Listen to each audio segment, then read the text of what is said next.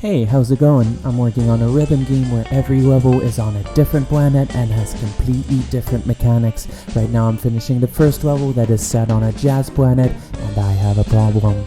And it's that when you miss notes, nothing happens. In this level you're driving a car and you're supposed to dodge other cars on the street, but right now you can just cruise control this guy and pass right through obstacles.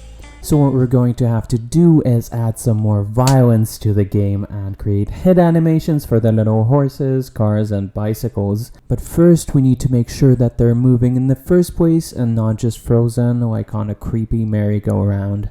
So I added some animations for them, which might or might not be better than not having animations, but we'll get there. But I could finally get to the violence, which was what I wanted in the first place. There was 2 steps to my process here. Step 1, draw a pixel art of what the obstacle would look like after it was hit. And side question, do you think I need to get checked because I just called these little humans obstacles?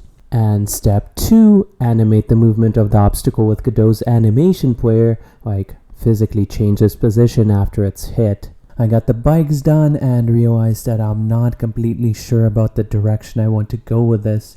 Despite me trying to be funny about it, this game was not supposed to have violence at all. Like when I planned the level, the goal was to avoid hitting anything. It kind of didn't cross my mind that you can hit stuff for whatever reason. With the bike, it kinda turned out funny. The guy has some bent wheels and is flipping the player off, but the next thing I was going to make was hitting horses. I know, man.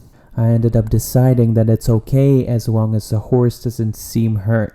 Is it weird that the topic concerned me in the first place and then the solution seems a little trivial? So in my animation, the horse was just gonna jump up and the human was gonna fly off. What do you guys think about violence on animals versus violence on humans and video games? Like, obviously this is very cartoony, and the only reason this is a concern at this point is because this game is supposed to be about music and relaxing and being in the zone, so I don't want to have anything that could impede that. Would you guys think twice about seeing this kind of stuff in a rhythm game? Anyways, the last obstacle I had in the level at the moment was a car, which I thought would be a piece of cake to animate, but it ended up giving me the most trouble. I could not figure out the trajectory and the speed it was supposed to go at for a while because I forgot how physics work for a second there, which was good, I guess, because it pushed me to figure out how to use AnimationPlayer way better. There's so many wild features in this engine that make me ask myself, how the heck did I not know about this?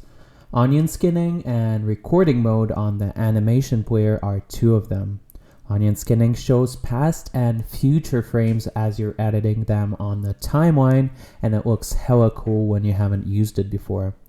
Recording mode lets you move the objects around and it keyframes them automatically without you having to press anything, which was definitely a huge time saver for me. Once I finally figured out how physics work, specifically that a car that is hit from behind probably shouldn't fly backwards, I finally made an animation that I was somewhat satisfied with. Now playing through this, I realized that it's kind of satisfying to hit everything, which probably means that I need to add some positive feedback to when you successfully dodge things.